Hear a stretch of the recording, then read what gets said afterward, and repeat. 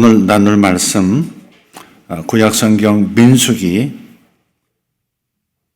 민수기 10장 29절부터 36절의 말씀입니다.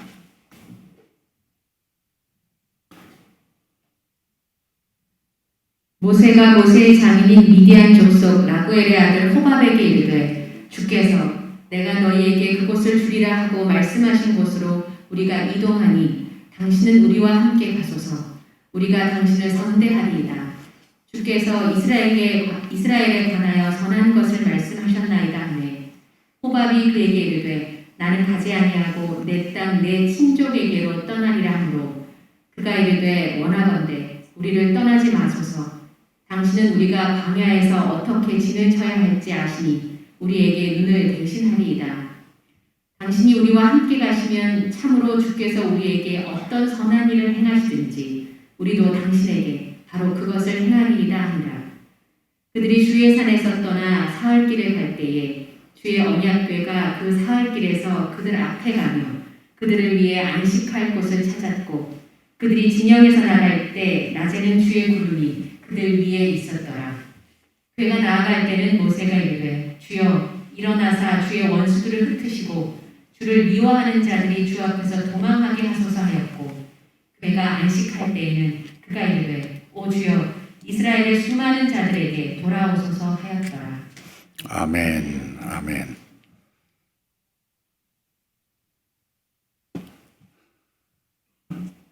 우리 당진에서 올라오시는 가족 오셨나요? 네, 안 오셨군요. 네, 못 올라오셨습니다. 좀 우리 교회에서 아주 먼 곳에서부터 오시는 몇 가정들이 있으세요. 같은 경기도 안에 서울에 있지만 우리 좀 목동에서 오시는 분 손 한번 들어주세요. 목동 쪽에서 오시는 목동, 신림동 그 가족들 다 손 한번 이렇게. 우리 민집사님 가족, 박은숙 집사님 가족 안 오셨나요? 못 오셨어요. 우리 멀리서 이렇게 오시고, 우리 박은숙 집사님은 그 딸이 차를 타면 좀 멀미를 한다고 그래요. 고생을 하는 것 같아요. 올 때는 괜찮은데 갈 때가 또 힘들다고 그러네요. 근데도 매주 자녀를 데리고 오시고, 아마 지금 오미크론 때문에 좀 아직 이번 주까지 쉬시는 것 같습니다. 우리 민지사님 가족 잠깐 일어나 주실래요? 멀리서 와주시는 우리 매주마다 이렇게 열심히 와주는 우리 가족, 우리 박수로 한번 격려했으면 좋겠습니다. 네, 앉으시죠. 네, 앉으세요. 강북에서 오시는 분, 강북 쪽에서. 그리고 자매, 네, 잠깐 일어나 주세요. 강북에서 여기까지 또 오시면 얼마나 힘들어요. 우리 박수로, 네, 고맙습니다. 고맙습니다. 아침에 일찍 와서 또 찬양 연습도 하시고 또 반주도 하고 고맙습니다. 어쨌든 경기도에서도 먼 데서 오시는 분들도 계십니다만은 어쨌든 우리 성도들 교회를 사랑하고 주님 사랑하는 마음 늘 확인할 수 있어서 격려가 됩니다. 고맙습니다. 서울쪽 우리 노 집사님, 김대영 집사님 가족 오셨나요? 그쪽 강북 쪽 아니신가요? 들었어요. 죄송합니다. 좀 크게 박수 잠깐 일어나 주시고. 네, 고맙습니다. 아들이 요즘 운동에 또 잠재력이 또 꽃피어가지고 공부도 잘하는 녀석이. 감사합니다. 물론 가까이 온 데서 오시는 분들도 감사하고 매 예배 때 오시는 분들이 저에게는 큰 위로가 되고 격려가 됩니다. 저도 요새 좀 외로울 때가 있습니다. 근데 얼굴 보면 더 힘이 납니다. 여러분도 그러시죠? 힘이 납니다. 고맙습니다. 이런 책이 있습니다. 사막을 건너는 6가지 방법이라는 책입니다. 스티브 도나휴라는 분인데 이분이 사하라 사막을 실제로 횡단을 했습니다. 그때 겪었던 그 경험을 토대로 해서 인생이라는 사막을 어떻게 헤쳐가야 하는가 하는 것을 일깨워주는 그런 이야기입니다. 그런 책에서 이렇게 충고를 합니다. 6가지. 첫 번째, 지도가 아니라 나침판을 따라가라. 사막에서는 워낙 강한 모래바람들이 불어요. 그러니까 앞에 있던, 어제 있던 언덕이 갑자기 사라졌어요. 그리고 활짝 열렸던 그쪽에 갑자기 산만한 모래 언덕이 또 생기는 겁니다. 지형이 상황에 따라 자꾸 변하는 거예요. 시시각각 변해요. 그래서 사막에서는 지도가 쓸모없다는 겁니다. 두 번째는 오아시스를 만날 때마다 쉬어가라. 빨리 가는 것보다 제대로 가야 한다. 그렇게 충고합니다. 제대로 가려면 쉴 줄도 알아야 한다 하는 거예요. 세 번째는 자동차가 모래에 갇히면 타이어에서 바람을 빼라.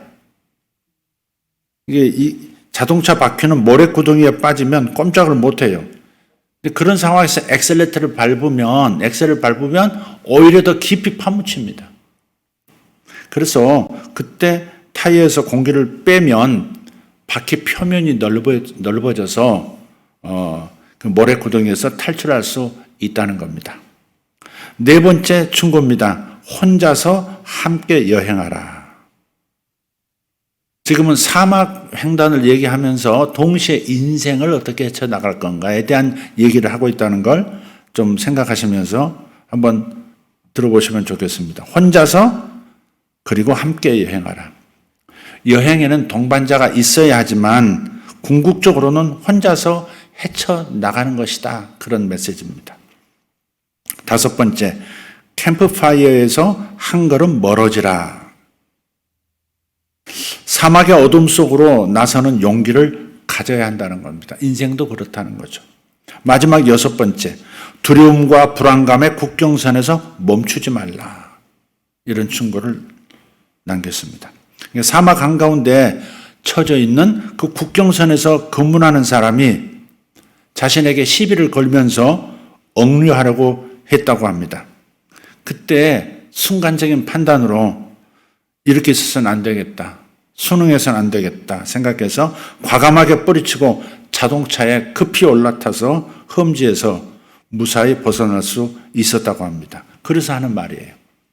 두려움과 불안감의 국경선에서 멈추지 말라는 겁니다. 오늘 본문의 말씀은 광야를 헤쳐나가려고 준비하는 모세에 대한 이야기입니다. 민수기 10장 29절에서 36절 읽었던 이 본문은요, 둘로 나눌 수 있습니다. 29절에서 32절까지, 그리고 33절에서 36절까지. 29절에서 32절은 모세의 준비입니다. 33절에서 36절은 하나님의 준비입니다. 이 둘로 나누어 볼 수 있습니다. 먼저 모세의 준비에 대해서 좀 살펴보기를 원합니다. 모세는 두려웠어요. 모세는 지금 두려운 상태입니다. 한 번도 가보지 못한 광야를 60만의 백성을 끌고 남자 장정만 60만이니까 어마어마한 숫자에 따르는 공동체입니다. 그 한 번도 가보지 못했던 광야를 헤쳐가야 했기 때문에 지금 두려운 겁니다. 물론 신의 광야, 시내산까지 오는 길은 낯설지 않았습니다. 왜냐하면 애국 궁정에서 도망쳐 나와서 시내 광야로 간 적이 있고 시내 광야 시내산에서 목자 생활을 하다가 하나님의 지시로 애굽으로 내려간 적이 있기 때문에 그렇습니다. 그런데 이제부터의 여정은 모세가 한 번도 가보지 않은 길입니다. 하나님은 모세에게 광야를 헤쳐가는 자들의 수를 파악하게 한 다음에 광야를 헤쳐가는 방법, 광야에서 진영을 갖추는 방법, 광야 여행 중에 신앙생활을 하는 방법, 기타 등등 많은 것들을 자세히 알려주셨습니다. 그게 민수기 1장 1절부터 10장 10절까지 나오는 내용입니다. 그런 뒤에 신의 광야를 떠나서 바란 광야로 들어서게 하셨습니다. 시나이 반도가 있는데 신의 광야 부분이 있고 바란 광야 부분이 있어요. 시내 광야 쪽은 모세가 익숙한 겁니다. 40년 동안 목자 노릇을 했거든요. 잘 알고 있어요. 애굽과 시내 광야까지는 알아요. 근데 시내 광야 경계선에서 바란을 통과하는, 그리고 가나안 쪽으로 가는 그 길은 한 번도 가본 적이 없는 겁니다. 그래서 모세의 지금 상태는 두려움의 상태다 하는 겁니다. 주목할 것은 오늘 본문 말씀 바로 앞에 민수기 10장 28절에 소개된 이스라엘은 그 모습이 하나님의 군대와 같다 그랬어요. 하나님의 군대와도 같다. 이동하는데 질서정연합니다. 행진하는데 마치 군대 같습니다. 보무당당합니다. 장막을 쳤다가 장막을 거두는 그 동작들이 일사불란합니다.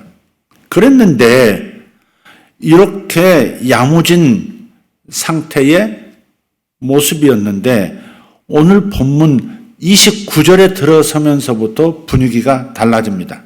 28절까지는 하나님의 군대 같았다 그랬거든요. 그런데 29절에서 좀 달라져요. 사람의 마음에 두려움이 들어오면 행동도 흐트러지기 시작하죠. 29절의 말씀을 다시 한번 보겠습니다. 모세가 모세의 장인인 미디안 족속 라구엘의 아들 호밥에게 이르되 주께서 내가 너희에게 그곳을 주리라 하고 말씀하신 곳으로 우리가 이동하니 당신은 우리와 함께 가소서. 우리가 당신을 선대하리다. 주께서 이스라엘에 관하여 선한 것을 말씀하셨나이다. 그랬어요. 모세가 지금 그 장인에게 함께 하자고 요청합니다. 모세가 결혼했잖아요. 자식 둘, 아들 둘도 있고요. 십보라라는 아내가 있어요. 그 장인에게 이제 이 히브리 민족이 하나님의 약속의 땅으로 지금 가는데 당신이 함께 했으면 좋겠다. 당신은 우리와 함께 가소서. 우리가 당신을 선대하리이다. 그랬습니다. 29절에. 개역개정에는 우리와 동행하자. 그리하면 선대하리라. 이렇게 번역을 했어요. 그래서 장인을 가리켜서 미디안 사람이라 이렇게 말을 합니다. 미디안 사람. 그러니까 미디안 광야가 모세의 장인 호밥이 살아가던 현장이었다는 겁니다. 그래서 요청하는 거죠. 그런데 그런 요청을 모세의 장인은 호밥은 단번에 뿌리칩니다. 30절을 다시 한번 보겠습니다. 호밥이 그에게 이르되 나는 가지 아니하고 내 땅 내 친족에게로 떠나리라. 그렇게 대답합니다. 호밥에게는 가야 할 곳이 있어요. 가야 할 곳이 있기 때문에 모세와 함께하는 것은 관심이 없습니다. 그래서 모세가 다시 부탁합니다. 31절, 32절입니다. 그가 이르되 원하건대 우리를 떠나지 마소서. 당신은 우리가 광야에서 어떻게 진을 쳐야 할지 아시니 우리에게 눈을 대신하리이다. 당신이 우리와 함께 가시면 참으로 주께서 우리에게 어떤 선한 일을 행하시든지 우리도 당신에게 바로 그것을 행하리이다 하니라. 처음에는 우리와 동행하자고 요청합니다.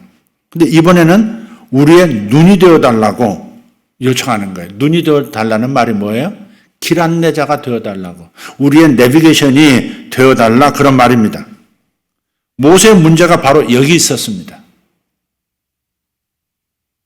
본문 바로 앞에서 이스라엘은 하나님의 군대와도 같았는데 본문에 들어서면서 돌연 모세가 그의 장인에게 이스라엘의 길잡이가 되어달라고 떼를 쓰는 겁니다.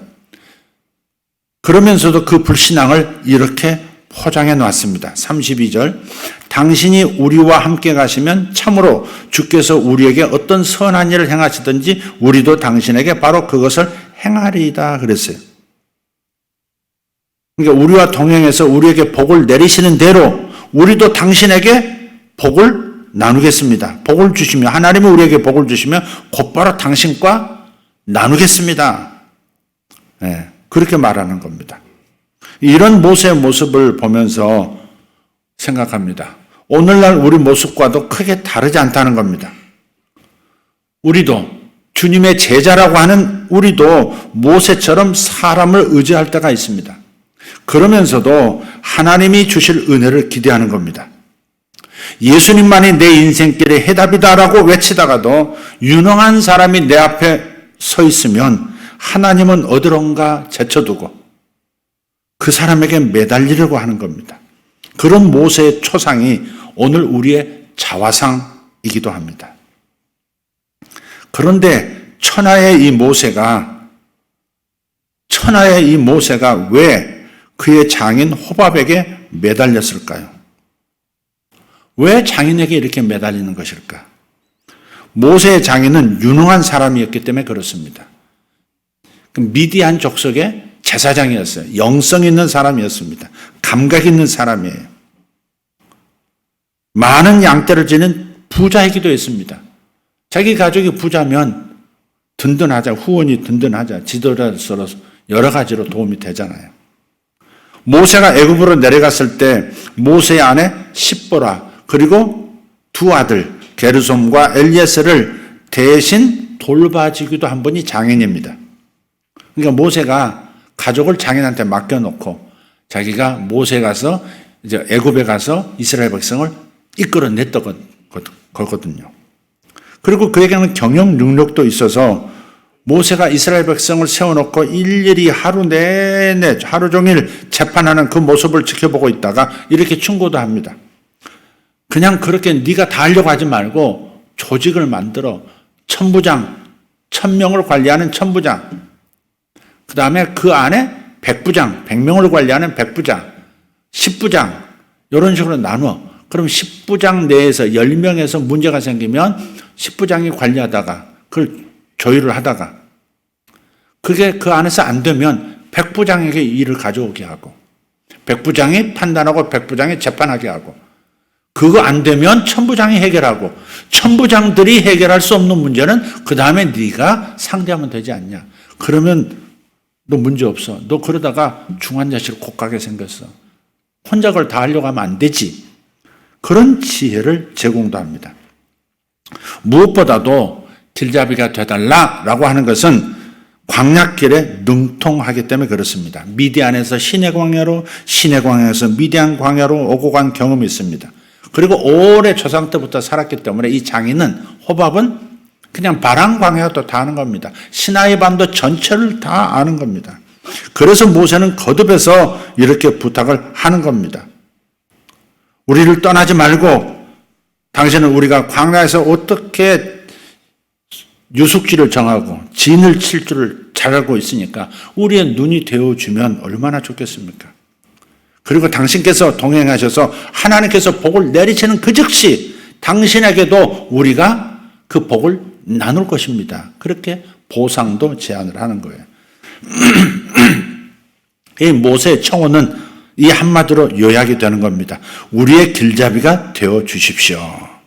근데 이게 모세의 착각이라는 겁니다. 하나님의 사람이라면서 순간적으로 하나님을 잊어버렸습니다. 눈앞에 있는 그 유능한 장인을 보느라고 지금까지 이스라엘을 인도했던 법궤 위에 머물렀던 그 구름기둥, 불기둥을 까마득하게 놓쳐버린 거예요. 이스라엘 자손이 시내 광야, 시내 산을 떠나서 행진하기 시작했을 때 여호와의 영광의 구름, 그 구름이라고 하는 것은 우리가 저렇게 자연에서 보는 저런 구름을 말하는, 하얀 구름을 말하는 게 아니에요. 하나님의 임재의 영광스러운 구름을 말하는 거예요. 그러니까 빛덩어리죠. 뭐 말로 형용할 수 없는 천상의 빛이 기둥처럼 창공까지 뻗어 올라가는 겁니다. 바로 그 아래는 하나님의 임재를 뜻하는 하나님의 법궤가 있고 제사장들이 메고 다녔잖아요. 민수기 10장 11절에도 구름이 성막에서 떠올랐던 사실도 잊어버린 거예요. 눈앞에 서 있는 장인을 바라보다가 눈앞에 서 있는 유능한 남자를 보다가 하늘 위에 솟구친 구름 기둥을 보지 못한 겁니다. 여기에 모세의 실수가 있습니다. 사람을 크게 보다가 하나님을 놓쳐버렸습니다. 그럴 때 있죠? 네. 사람의 경륜을 존중하다가 하나님의 그 깊으신 오묘하신 섭리를 놓쳐버렸습니다. 사람에게 의존하려고 하다가 하나님의 돌보심을 놓친 상황입니다. 이게 어디 모세뿐만이겠습니까? 우리도 그런 실수를 밥 먹듯 합니다. 반복합니다. 하나님을 바라본다고 하면서도 그럴듯한 사람이 눈앞에 나타나면 나를 더 높은 곳으로 이끌어주고 나의 길을 열어줄 만한 능력자가 나타나면 하나님을 잊어버리고 그 사람에게 매달리고 하는 모습들 분명히 있습니다.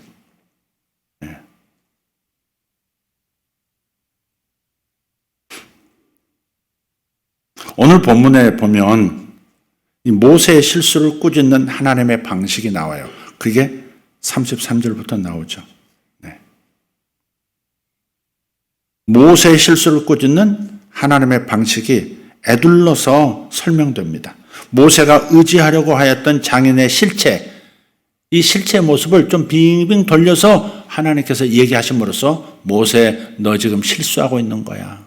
함정에 빠진 거야. 이렇게 말씀하시는 거예요. 여기서 모세의 장인 이름이 뭐죠? 호밥입니다. 호밥. 집밥이라고 하든지 호밥이라고 합니다. 근데 출애굽기 2장 18절에서는 이 장인의 이름이 르우엘입니다. 르우엘. 조우엘도 아니고 르우엘입니다. 다시 출애굽기 3장 1절을 가면 2장과 3장은 가깝잖아요. 출애굽기 3장 1절에 가서 보면 장인이 이드로로 불립니다. 사사기 1장 16절에 가면 모세의 장인은 겐 사람이고요. 사사기 4장 11절에 가면 장인의 이름은 민수기 10장 29절처럼 호밥입니다. 거기도 호밥이라고 나와 있어요. 모세의 장인을 가리켜서 미디안 사람이라고도 하고 겐 사람이라고도 합니다. 그리고 그 이름을 두고는 루엘이라고도 하고 이드로라고도 하고 호밥이라고도 합니다. 한 사람을 부르는 호칭이 왜 이렇게 엇갈립니까? 미디안과 겐이 섞여 나오는 까닭은 어렵지 않습니다. 겐이 미디안에 속한 부족이었다 이렇게 볼 수도 있기 때문에 별 문제 없어요. 문제는 이름입니다. 이름이 하나가 아니고 셋이에요. 한 사람의 이름이 셋입니다. 이광섭인데 다른 데서는 이명진이고 다른 데서는 이석주고 루엘, 이드로, 호밥 왜 이렇게 혼란스럽게 기록이 되어 있을까? 어느 것이 진짜입니까? 어느 것이 진짜 이름인지 단정하기는 어렵습니다. 확실한 것은 사정에 따라서 그의 장인을 부른 호칭이 달라진다는 사실입니다. 기억할 것은 성경이 모세의 장인의 이름을 마구 섞어놨다는 겁니다.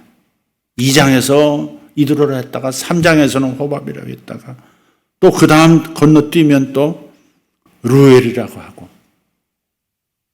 무슨 뜻입니까 이게? 사람을 의지하지 말라는 주문입니다. 사람을 의지하지 말고 하나님을 의지하라는 지시입니다.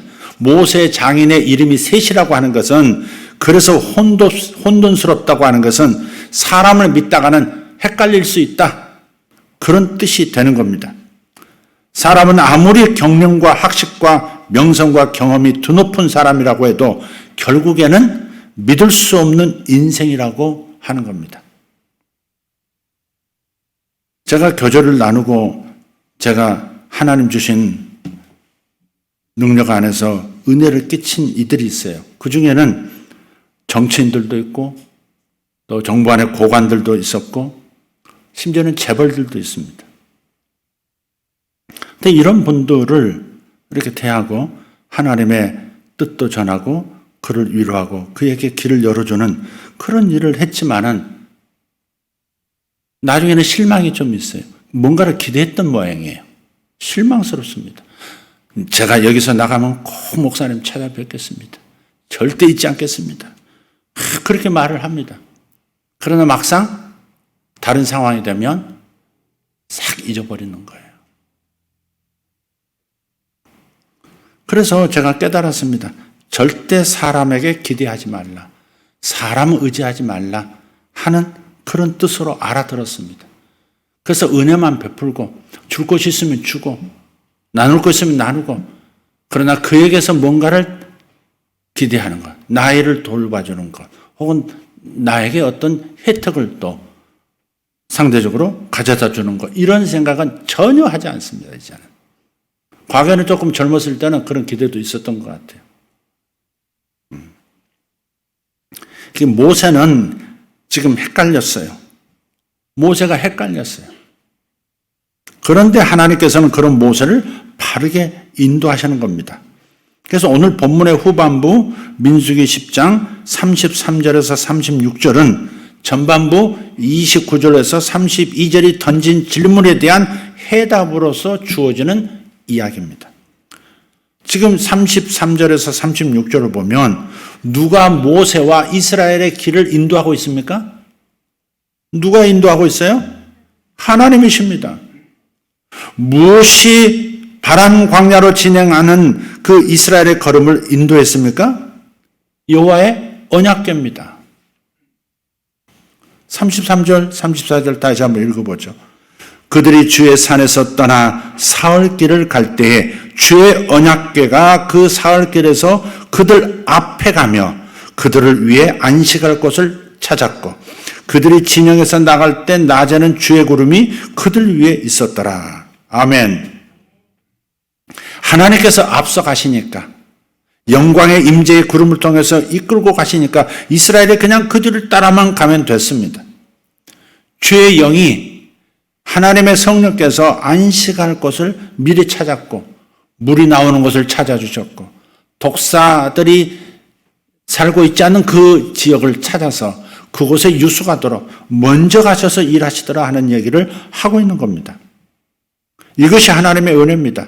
나는 실수하기도 하지만 하나님은 그런 나를 바른 길로 인도해 주시는 겁니다. 이것이 하나님의 자녀들이 받는 복인 줄 믿습니다.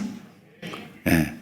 나는 착각하지만 하나님께서는 그런 나를 바르게 인도해 주시는 거예요. 나는 눈에 보이지 않는 하나님보다도 눈에 보이는 세상 것에 더 집착할 때가 있지만 그런 나를 하나님은 싫다하지 아니하시고 나를 용서해 주시고 품어주시는 겁니다. 이것이 성령 하나님의 방식입니다. 그리고 본문은 여기서 한 발 더 앞으로 나가죠. 언약궤가 떠날 때 언약궤가 하나님의 구름이 이렇게 구름이 언약궤에 임해 있다가 구름이 갑자기 이동하기 시작하면 그 곁에 있던 제사장들은 얼른 일어나서 언약궤를 그 법궤를 어깨에 메고 이쪽 3명 이쪽 3명 어깨에 메고 이동하기 시작합니다. 하나님이 인도하시는 거죠. 그런데 언약궤가 떠날 때 또 언약궤가 이스라엘 장막에 머무르게 될 때 그러니까 구름 기둥이 멈출 때 모세 입에서 무슨 소리가 터져 나오는 거예요. 모세 입에서 뭐가 터져 나와요? 35절 36절입니다. 궤가 나아갈 때에는 모세가 이르되 주여 일어나사 주의 원수들을 흩으시고 주를 미워하는 자들이 주 앞에서 도망하게 하소서 하였고 궤가 안식할 때는 궤가 멈출 때에는 그 말이죠. 궤가 안식할 때에는 그가 이르되 오 주여 이스라엘의 수많은 자들에게 돌아오소서 하였더라. 아멘. 아멘.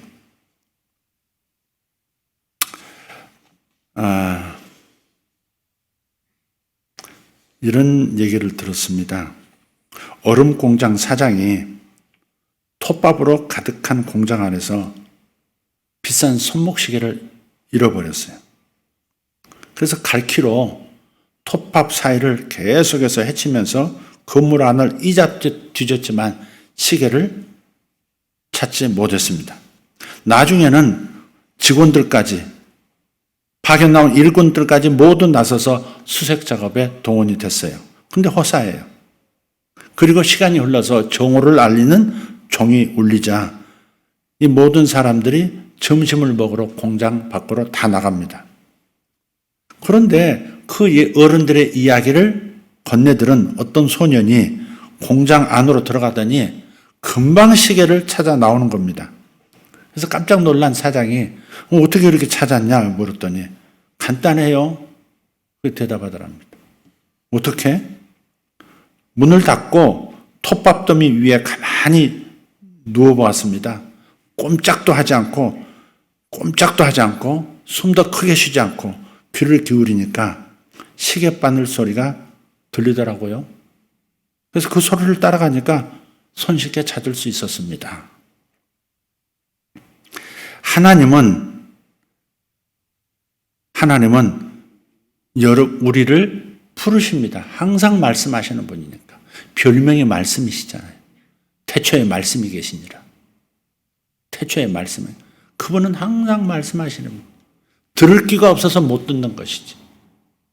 들을 귀가 없어서 못 듣는 것이지. 볼 수 있는 눈이 없어서 못 보는 것이지. 그분은 항상 우리 곁에서 항상 당신을 보이시고 당신의 뜻을 알려주시거든요. 믿습니까? 여러분은 하나님께서 부르시는 소리를 들어본 경험이 있으신가요? 성령님의 놀라운 점은 모든 사람을 위해서 항상 역사하실 준비가 되어 있다는 점입니다. 잊어버리거나 빠뜨리는 사람이 아무도 없습니다. 그런 말 있잖아요. 중국에 천망회 소이불루라는 말이 있어요. 하늘은 너무 넓어서 하늘의 그물은 성기다는 거예요.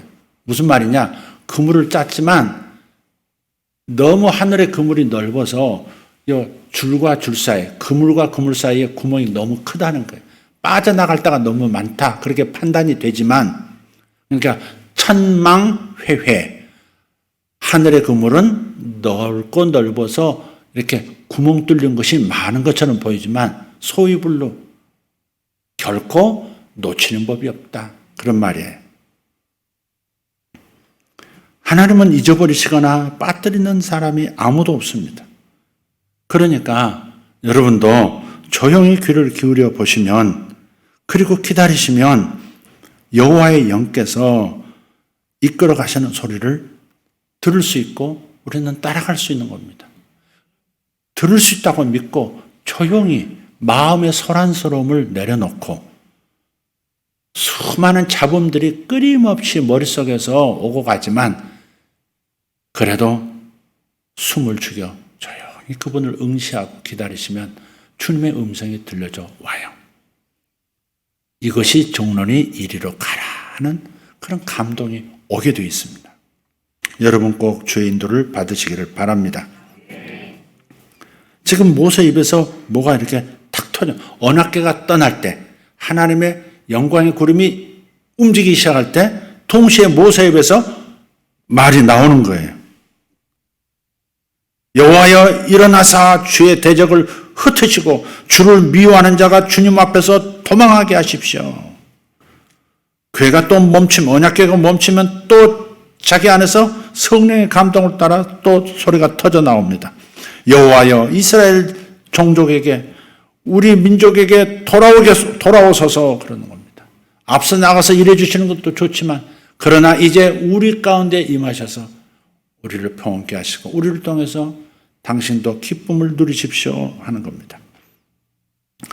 마틴 슐레츠게라고 하는 분이 있습니다. 1965년에 독일 슈투트가르트에서 태어났습니다. 7살 때부터 바이올린을 이분이 배웠어요.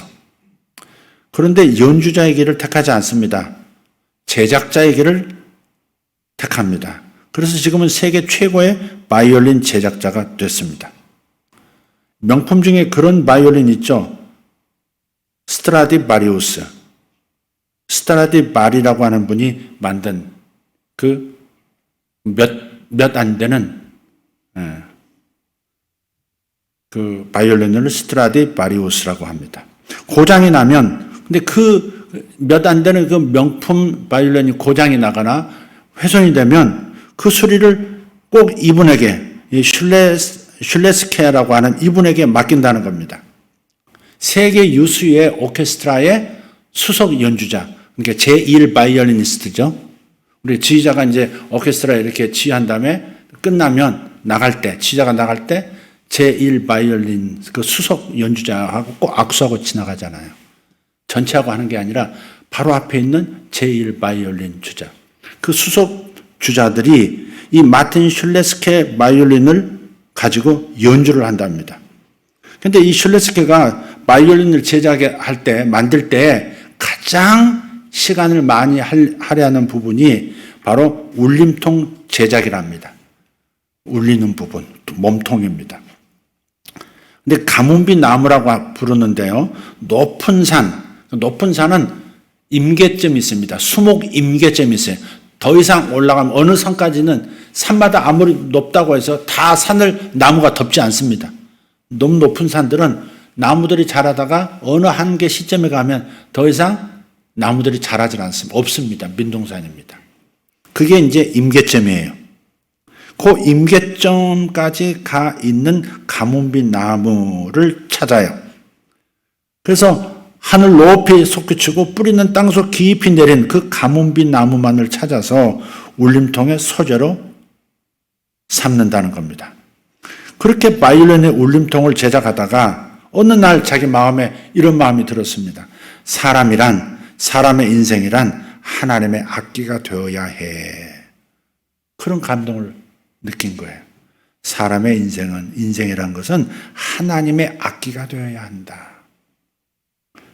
그래서 바이올린의 울림이 이 연주자의 음성이듯이 내 인생의 울림은 곧 하나님의 음성이 된다는 겁니다.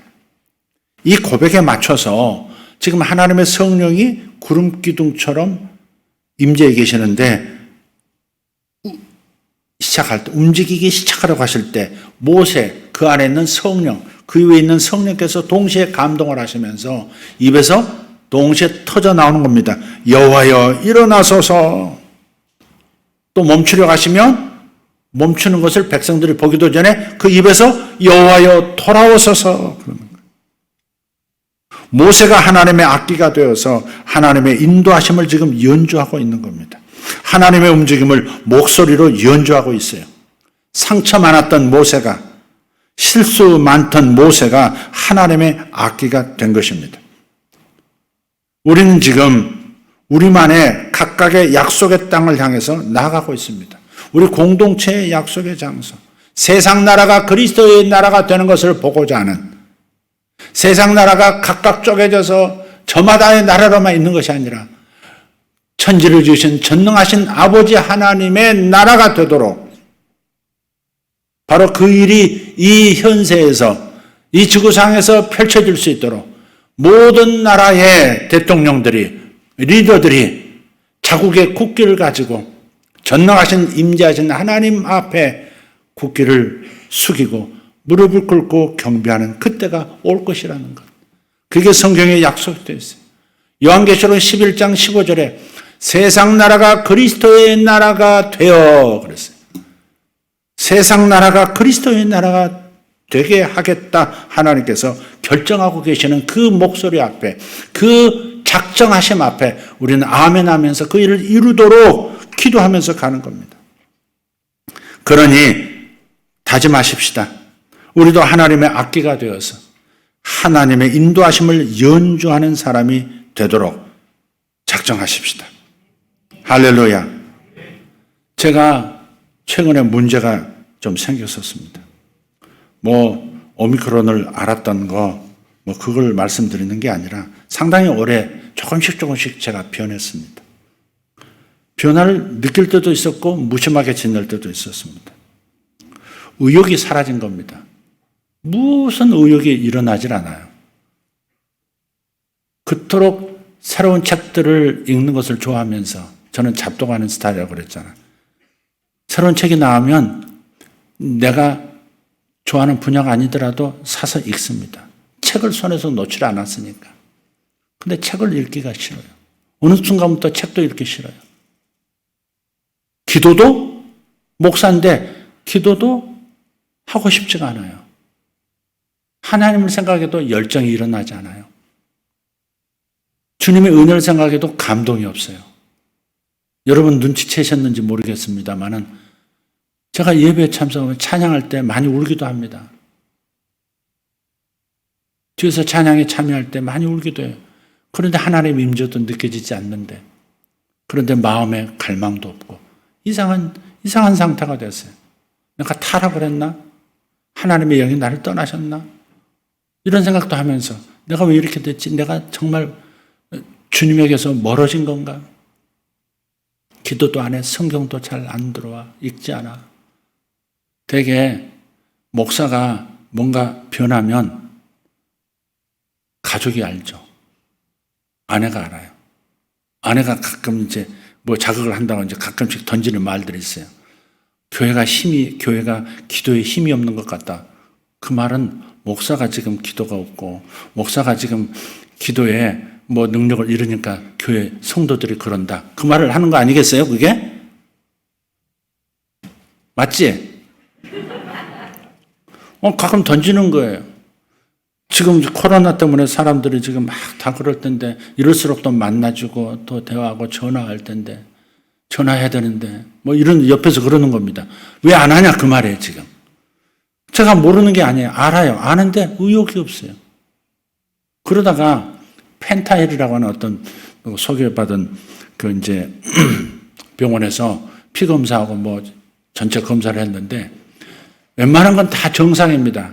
조금 뭐 당 수치 같은 것도 뭐 저는 괜찮고요.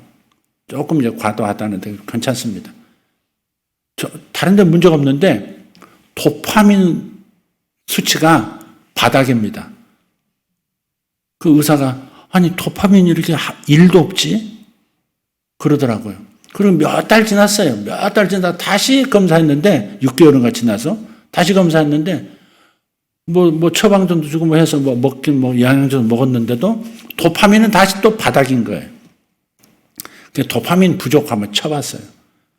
도파민이 부족하면 의욕이 없대요. 열정도 없고 기대하는 것도 없고 쏘 그런 노래도 있죠. 쏘 젖어 있든지 마르든지 내 감정이 그래. 쏘 괜찮은 것도 아니고 뭐 안 괜찮은 것도 아니고 좋은 것도 아니고 나쁜 것도 아니고 뭐 그런 힘들어한 상태. 좋아하던 것이 좋아지지 않고 당연히 해야 될 것도 열정이 없고 목사의 상태가 상당히 심각해졌어요.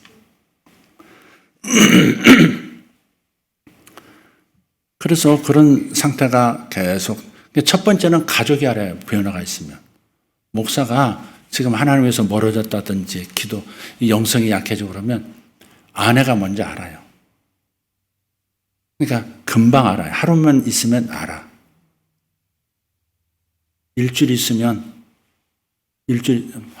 하루면 금세 자기가 알고, 일주일 있으면 옆에 있는 아내가 알고, 한 달 있으면 그 공동체 전체가 안다는.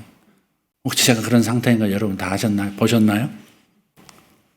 그래서 이게 도파민 부족 때문인가? 아니, 어떻게 영성을 화학물질 따위로, 몸 안에 있는 호르몬 따위로 지금 뭐 이렇게 변명할 수 있어? 오만가지 생각 복잡했어요. 그런데도 어쨌든 기대도 없고, 좋은 것도 없고, 싫은 것도 없고, 나를 무시하는 게 아무것도 없는 거예요. 재밌는 게 없는 거예요. 이 우울증인가? 이런 생각도 해봤어요.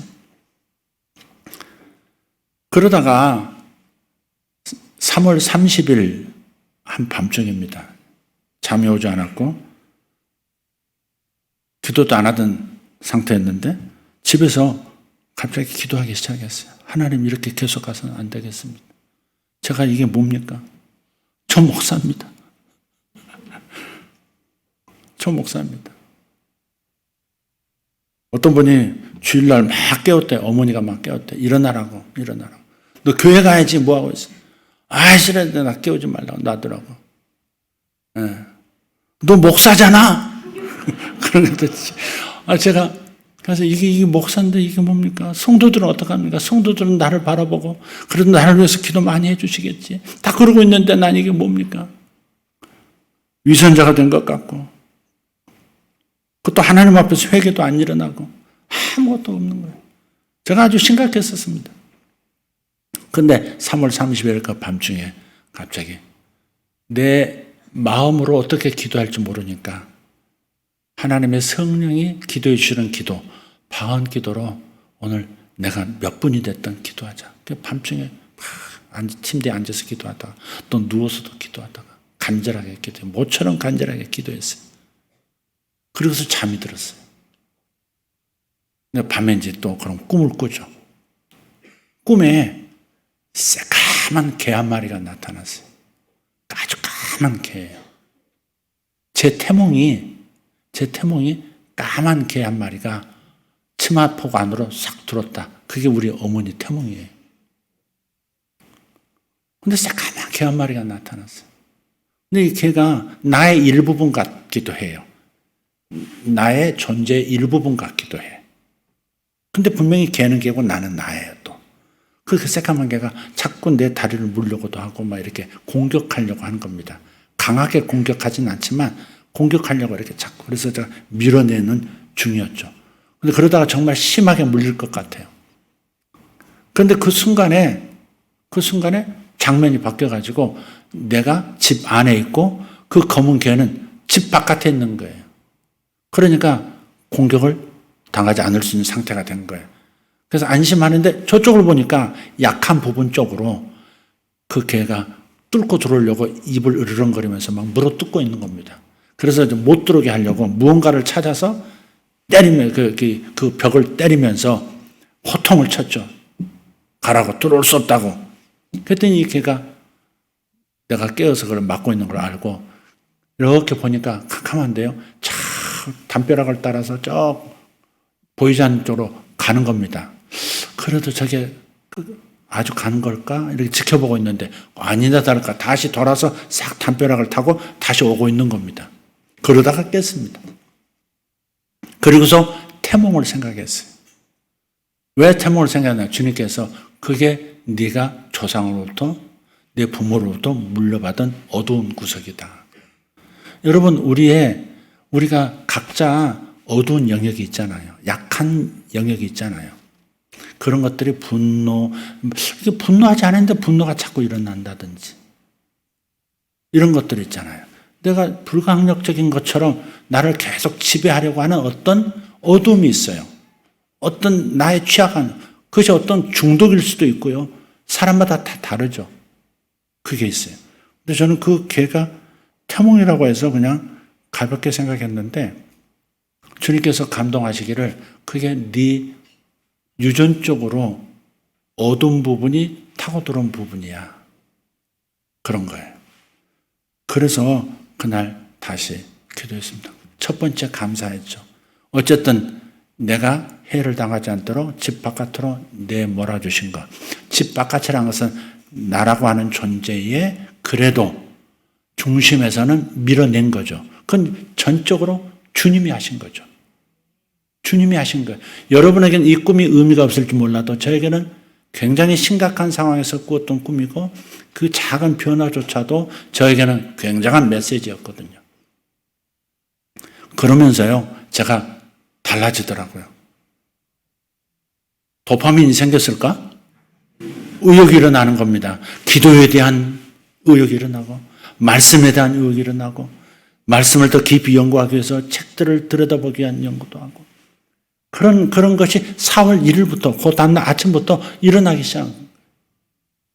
그러면서도 저놈이 다시 돌아와서 또 틈을 노리지 하면서 내 힘으로는 이겨낼 수 없는 반복된 연약함 그런 것들을 이겨내는 방법은 결국은 내가 싸워서 이기는 것이 아니라 그분이 은혜를 주셔야 한다는 거죠. 그분이 인도해 주셔야 한다. 그분이 일어나서 나의 적을 쫓아주셔야 된다. 저 상태부터 나도 모르는 실체도 정확하게 그려볼 수 없는 어떤 유전적 특성들 그런 것들을 주님만이 갈라내시고 내게서 분리시켜 주실 뿐만 아니라 다시 돌아오지 않도록 만들어 줄 수 있는 분이시지. 더 간절한 마음으로 의지하게 되는 겁니다. 그래서 책도 읽고 영감도 얻고 성경을 묵상하고 기도도 좀 달라지기 시작하고 제가 그런 중입니다. 회복 중입니다. 회복 중입니다. 그리고 조혜림 권사님이 저한테 직접은 얘기 못 하시고 바로 그날 4월 1일인가 새벽에 막 새벽 예배 나오셔서 기도하셨는데 하나님의 감동을 주시더래요. 저를 위해서 기도하는데 걸어야 한다. 걸어야 한다. 저 아들은 걸어야 한다. 계속 그 마음을 주시더래요. 근데 제 아내가 옆에서 귀에 못이 박히도록 하는 말이 있거든요. 좀 일어나서 좀 걸으라고. 앉아있지 말고 걸으라고. 책 본다는 핑계대고 책 들고 앉아있지 말고 좀 일어나라고. 젊음으로 여지껏 살아왔는데 이제부터는 노력해야 살 수 있다고. 계속 그러는데도 이 금양체질이라고 하는 체질을 팔체질은 그렇게 얘기하죠. 하체가 약해서 걷는 거 싫어하고 뛰는 것이 더더욱 싫어하고 서 있으면 앉고 바로바로 앉으려고. 제가 그러거든요. 조금만 서 있어도 앉고 싶거든요. 습관일까 체질일까 I don't know. 그러니까 걷는 것은 안 하는 겁니다. 물론 한때 걷기도 했지만은 그러니까 자꾸 이제 약해지는 부분이 있지 않겠어요? 근데 나도 모르게 혼자서 또 나가서 빙 돌고 오고 쓰레기 버린다는 핑계대로 또 나갔다가 또 돌고 오고 또 아내가 또 내가 걷는 거 보고서는 저녁에 또 나가자 그러면서 또 한 바퀴 두 바퀴 세 바퀴 심심하니까 저 큰 길로 돌자 그러고 돌고 이러면서 또 걷기 시작했어요. 조혜린 권사님 기도 응답이 되었습니다. 마음에 활기도 있고요. 네, 활기도 있고 깨달음도 참 많이 주시는 것 같고 좀 달라지기 시작하고 있습니다. 그동안에 제가 굉장히 이렇게 가라앉아 있었던 것 같습니다. 태 안 내려고 눈치 못 채게 그냥 하는 것 그대로 했지만 모든 것이 의미가 없는 것 같고 좀 힘들었었어요. 어쨌든 여러분 기도해 주셔서 감사합니다. 저도 역시 모세처럼 실수가 잦은 사람이고 인간관계조차도 제대로 잘 못하는 연약한 부분이 있는 사람인데 어쨌든 여러분 기도 덕분에 제가 늘 견디고 또 다시 일어서서 다시 회복의 길을 갑니다. 고맙습니다. 저나 여러분이나 하나님의 악기가 되어야 합니다. 무엇보다 갑자기 사람을 의지하게 되는 순간 나의 인생에 정말 유능한 존재로 이드로 같은 호밥 같은 로엘 같은 존재가 나타났을 때 순간적으로 사람이 보이고 나를 여지껏 인도해 주셨던 하나님이 보이지 않게 되는 일이 다반사로 일어난다는 것. 그것이 반복되면 우리는 침체기로 들어가는 것이고 더 나아가면 타락할 수도 있는 상황이 되는 겁니다. 그러니 하나님의 성령께서 날마다 일해 주시고 나를 기다려 주시고 나를 위해서 준비하고 계시니까 여러분 믿음을 가지고 그분의 음성에 귀를 기울이시고 그분이 움직일 때 내 입에서 주여 일어나소서 하는 이러한 감동이 일어나게 하시고 주님 우리 가운데로 저에게로 돌아오소서 하는 선포가 더 있게 하시고 이제 많은 일들이 여러분 생애 가운데 삶 가운데 나타나게 될 줄 믿습니다. 오늘 이 시간 기도한 다음에 여러분 이런 기도 시간 잠깐 갖겠습니다. 제가 앞에서 기도해드린다 그러면 우르르 뭐 좋든 나쁘든 막연 뭐 제목을 줘도 그냥 하여간 무조건 나가는 게 뭐 수지 맞는 거야. 그러면 부르르 나오신다. 그러지 마시고 방금 제가 말씀드렸던 부분 이게 신앙생활 하면서도 하나님을 깊이 알아가면서도 많은 연단도 받았으면서도 끝끝내 자꾸 뭔가 따라붙는 것이 있는 것 같은 그런데 가만히 살펴보면 이게 아버지나 어머니 쪽에서도 있었던 어떤 습관, 어떤 흐름, 어떤 중독, 그런 것들. 그것이 나를 괴롭히고 있고 내가 은혜를 받는 동안에는 괜찮은 것 같은데 또 어느 사이엔가 또 그 부분이 또 나타나서 연약한 모습으로 쓰러지게 하는 그런 부분이 있는 분들. 그건 유전적인 집안에 내려오는 소위 말하는 저주입니다. 사탄이 틈타서 그 집안의 특성을 만들어 놓은 그런 겁니다.